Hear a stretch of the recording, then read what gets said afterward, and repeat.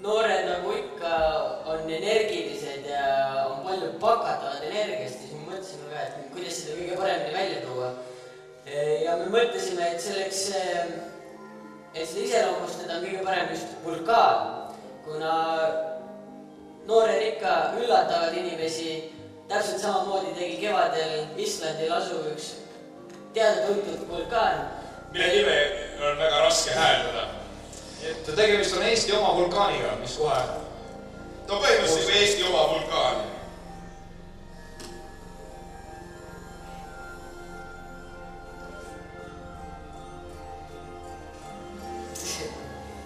Nii, no natukese vurskan.